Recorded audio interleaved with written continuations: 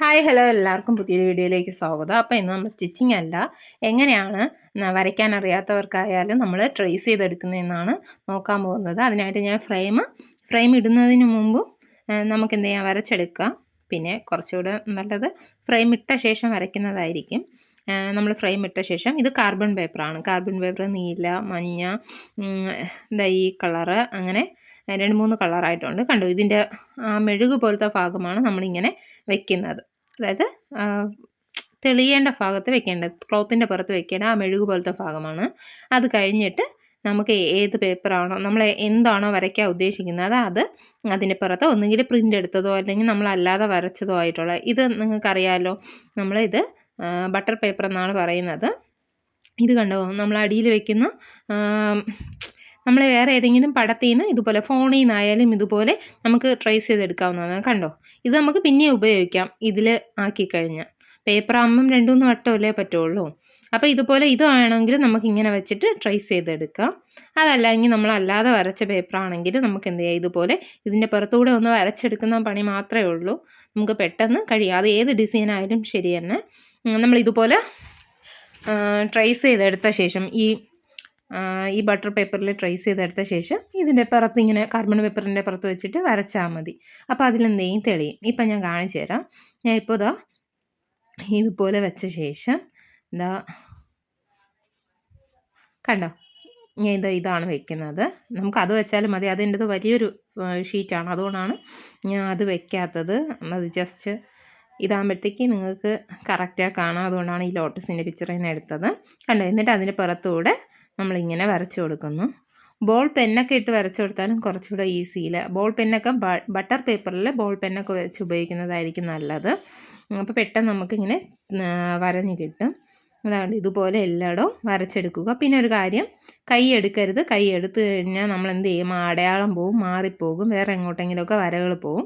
അങ്ങനെയെങ്കിൽ നിങ്ങൾ പേടിയുണ്ടെങ്കിൽ മുട്ട് സൂചി വല്ലതും അവിടെ ആയിട്ട് ജസ്റ്റ് ഒന്ന് അറ്റാച്ച് ചെയ്തിട്ട് ഇതുപോലെ വരച്ചെടുത്താലും മതി. അപ്പോൾ എന്ത് ചെയ്യും, അതപ്പോഴും അത് അനങ്ങാതെ അങ്ങനെ തന്നെ ഇരിക്കും. അപ്പോൾ നമുക്ക് വരയ്ക്കാനും കുറച്ചുകൂടി ഈസി ആയിരിക്കും.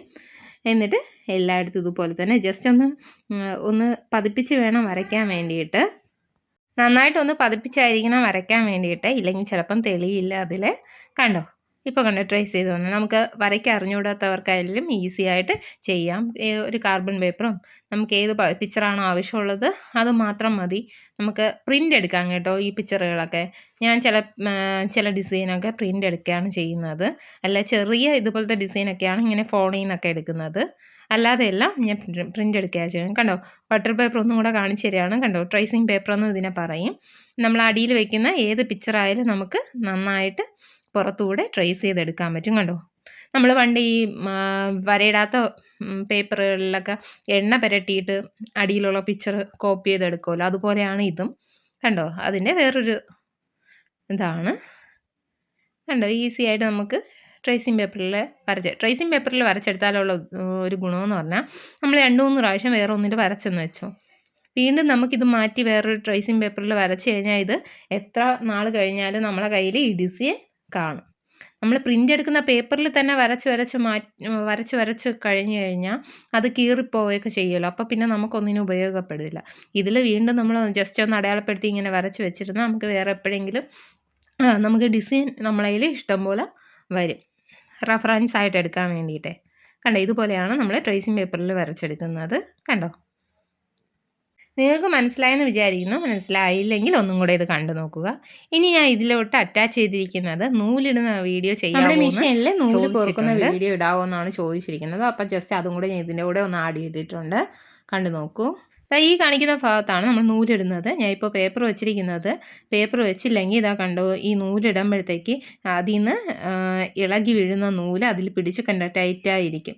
അപ്പോൾ നൂല് പൊട്ടിപ്പോകാൻ ചാൻസ് ഉണ്ട്. അതുകൊണ്ടാണ് പേപ്പർ ഇടുന്നത്. ഇല്ലെങ്കിൽ ടെർമോക്കോളോ കാർഡ്ബോർഡിൻ്റെ പീസോ വെച്ചാൽ മതി. ഞാൻ ടെർമോക്കോളാണ് വെച്ചിരുന്നത്. എൻ്റെ മോൾ അത് എടുത്തുകൊണ്ട് പോയി, അങ്ങനെയാണ് ഞാൻ പേപ്പർ ആക്കിയത്. ശേഷം നമ്മൾ നൂല് ഇടുന്നുണ്ട്. നൂലിട്ട ശേഷം നമ്മൾ നേരെ ആ നൂലെടുത്ത് ഇതാ കണ്ടോ, ഈ ഒരു ചെറിയൊരു ഹുക്ക് പോലെ 2 ഹുക്കുകളുണ്ട്. അപ്പോൾ അതിലൊരെണ്ണത്തിൽ നമ്മൾ എന്ത് ചെയ്യുന്നു, നൂല് അതിലേക്ക് പിടിച്ചിടുന്നു. കണ്ടോ, ആ ഹുക്കിലേക്ക് പിടിച്ചിടുന്നു. ശേഷം ഇതാ കണ്ടോ, ശേഷം നമ്മൾ തൈ കാണുന്ന ഹോളിലേക്ക് നമ്മൾ എന്ത് ചെയ്യുന്നു, ഇട്ട് കൊടുക്കുന്നു ത്രെഡ്. ഇടുന്നു. അതിട്ട് അതിനുശേഷം ഈ കാണുന്ന ഭാഗം കണ്ടല്ലോ, അതിലേക്ക് നമ്മൾ കണ്ടോ അതിലേക്ക് വലിച്ചിടുന്നുണ്ട്. അതുപോലെ തന്നെ അവിടെ ഒരു ചെറിയൊരു ഹുക്ക് പോലത്തെ സാധനമുണ്ട്.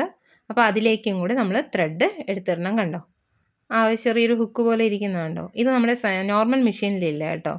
അപ്പം ആ ഹുക്കിലെടുത്തിട്ട ശേഷം നമ്മൾ നേരെ കണ്ടോ ഈ കാണുന്ന അതിനടിയിലോട്ടെടുത്ത് മുകളിൽ കാണുന്ന ആ ഭാഗത്ത് കണ്ടോ അവിടെ വീണ്ടും കോർത്ത് എടുക്കുന്നു. ഇതുപോലെ കോർത്തെടുത്ത ശേഷം നമ്മൾ താഴേക്ക് വരുന്നു. കണ്ടോ ഇതുപോലെ. അപ്പോൾ ശ്രദ്ധിച്ചോണം, നമ്മൾ ഇവിടുത്തെ നൂലൊക്കെ അങ്ങോട്ടും ഇങ്ങോട്ടും പോയി കുരുങ്ങാതെ കണ്ടോ ഇതുപോലെയൊക്കെ പിടിച്ച് വീണ്ടും കുരുങ്ങിയിട്ടുണ്ടെങ്കിൽ നേരെയൊക്കെ വെച്ച ശേഷം നമ്മൾ ഈ കാണുന്ന ഹുക്കിലേക്ക് ജസ്റ്റ് ഒന്ന് നൂല് കയറ്റിയെടുക്കുന്നു. നോക്ക്, ജസ്റ്റ് ഒന്ന് അതിലോട്ടാക്കിയാൽ മതി, അങ്ങ് ആയിക്കോളും. അതിന് ശേഷം നമ്മൾ നേരെ എന്ത് ചെയ്യുന്നു, നമ്മുടെ സൂചിയിലേക്ക് നൂല് കൊരുക്കുകയാണ് ചെയ്യുന്നത്. ഇത് കണ്ടോ നമ്മുടെ സാധാരണ നോർമൽ മെഷീനിലൊക്കെ ആണെങ്കിൽ സൈഡിലാണ് അതിൻ്റെ ഹോൾ വരുന്നത്. ഇത് നമ്മുടെ എംബ്രോയ്ഡറി മെഷീനിൻ്റെ ഇതിലാണ് ഇങ്ങനെ സെൻറ്ററിലായിട്ട് ഹോൾ വരുന്നത്. ആ സെൻറ്ററിലായിട്ട് ചെറിയൊരു ചാല് പോലെ ഭാഗമുണ്ട്. അതാണ് നമുക്ക് ഇങ്ങോട്ട് തിരിഞ്ഞ് നമ്മുടെ ഫ്രണ്ടിലോട്ട് നോക്കിയിരിക്കേണ്ട ഭാഗം. കണ്ടോ അതിലേക്ക് നമ്മൾ കോർത്തെടുക്കുന്നു. നിങ്ങൾക്കിത് മനസ്സിലായെന്ന് വിചാരിക്കുന്നു. എന്തായാലും ഒന്നും കൂടെ പറഞ്ഞു തരാം. ജസ്റ്റ് ആദ്യം നമ്മൾ ത്രെഡ് അവിടെ ഇടുന്നു. അത് കഴിഞ്ഞ് നേരെ ഈ കാണുന്ന ഭാഗത്ത് നമ്മൾ എന്ത് ചെയ്യുന്നു, ആദ്യം കാണുന്ന ഹോളിലേക്ക് നമ്മൾ എന്ത് ചെയ്യുന്നു, ഇറക്കുന്നു. ഇറക്കിയതിന് ശേഷം നേരെ നമുക്ക് വേണമെങ്കിൽ ഈ 2 ഹോളിൽ കൂടെയും കയറ്റി ഇറക്കാവേ. ഞാനിപ്പോൾ ഒരു ഹോളിലേ ഇടുന്നുള്ളൂ. അതിനുശേഷം നേരെ ഇതിലേക്ക് കൊണ്ടുവന്ന് ചെറിയൊരു ഹുക്കിലേക്കും പിടിച്ച് കൊടുത്ത ശേഷം ഇതിൻ്റെ അടിയിലൂടെ കൊണ്ടുവരുന്നു. എന്നിട്ട് ഏറ്റവും മുകളിൽ കാണുന്ന ഇതിലേക്ക് കോർത്ത് കൊടുക്കുന്നു. ഈ ഇതിൽ പിടിച്ചിട്ട ശേഷം ഇതിലേക്ക് കോർത്ത് കൊടുക്കുന്നു.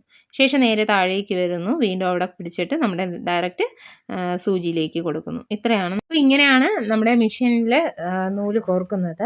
അപ്പോൾ ഡൗട്ടുകൾ കമൻ്റ് ഇടുന്നതിൽ ഒത്തിരി സന്തോഷമുണ്ട്. അപ്പോൾ നിങ്ങൾക്ക് കുറച്ച് പേർക്കെങ്കിലും നിങ്ങൾക്ക് ഇതൊക്കെ കാണാൻ ആഗ്രഹമുണ്ടെന്ന് വിചാരിക്കുന്നു. ഒത്തിരി താങ്ക്സ് ഉണ്ട് നിങ്ങളെല്ലാവരും കാണുന്നുണ്ടെന്ന് അറിയുന്നതിൽ. അപ്പോൾ അടുത്തൊരു വീഡിയോ കാണുന്നത് വരെ ബൈ.